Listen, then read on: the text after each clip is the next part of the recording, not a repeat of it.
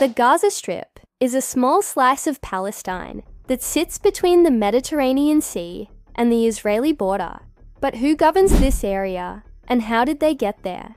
If we go back in time to 1947, the entire area of Palestine was under the rule of the British Empire. At the time, the Jewish population made up about 1/3 of all people living in Palestine. But after the Holocaust, the world felt guilty and wanted to give the Jewish people their own state. So the UN proposed that Palestine should be split into 2 separate states, one Jewish and one Arab. The Arabs rejected this plan, but the Jews accepted it, and on May 14th, 1948, the State of Israel was born. As soon as Israel was formed, they were immediately attacked by neighboring Arab countries. And during this war, Israel took control of even more land beyond what was originally planned. In 1949, Israel formally occupied the Gaza Strip and the West Bank, also known as the Palestinian territories. The Palestinians who lived there were not happy about this arrangement. They didn't want to be ruled by Israel, but they also weren't happy with their own leaders. They felt that their leaders had failed to protect them from the Zionist movement and the creation of the State of Israel. In response, a new movement emerged called Fatah, which aimed to liberate Palestine from Israeli occupation. Fatah was led by a charismatic man named Yasser Arafat, and in 1964, he used his influence to unite various Palestinian groups under one banner, the Palestine Liberation Organization, or PLO. The goal of the PLO was to achieve self-determination for the Palestinian people through armed struggle. This led to the 1967 Six-Day War, where the PLO, along with other Arab countries, fought against Israel, but they lost, and even more land was taken by Israel. After this defeat, the PLO went into exile and started a new strategy called the Strategy of Attrition, which involved carrying out small acts of resistance against Israel in order to gradually weaken them. The PLO believed that by inflicting enough casualties on Israel, the world would eventually put pressure on them to end the occupation. But this strategy proved to be ineffective. So in the early 2000s, Hamas, another Palestinian group, took a different approach. They carried out large suicide bombings against Israeli targets, which resulted in hundreds of Israeli deaths.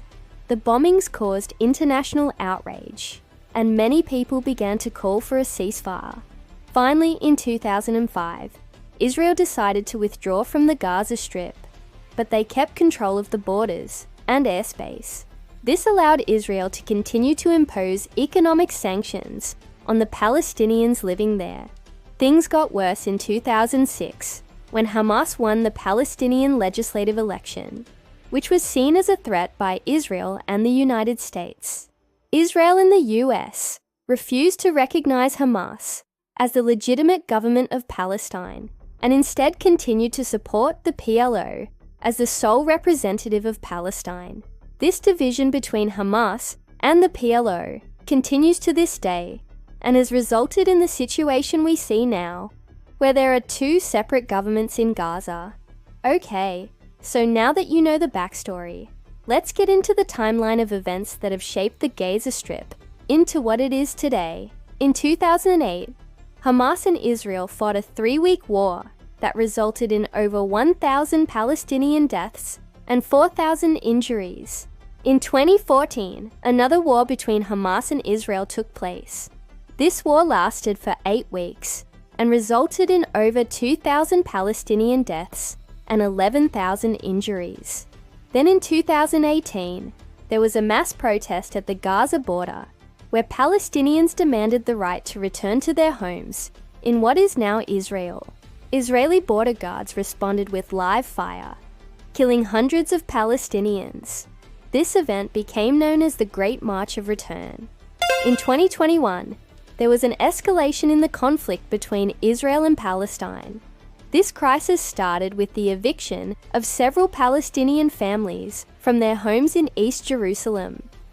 In response, Hamas launched rockets into Jerusalem, which prompted Israel to carry out airstrikes on Gaza. Over 250 Palestinians were killed during these airstrikes. And now in 2023, there is an ongoing war between Israel and Hamas. It all started when a group of Hamas militants entered the Israeli border and killed 7 Israeli civilians. Israel responded by launching airstrikes on Gaza, which killed several hundred Palestinians. As of October 2023, the fighting has resulted in thousands of deaths on both sides. It is important to note that these are just the major events, and there have been many smaller conflicts and acts of violence that have occurred in the Gaza Strip throughout its history.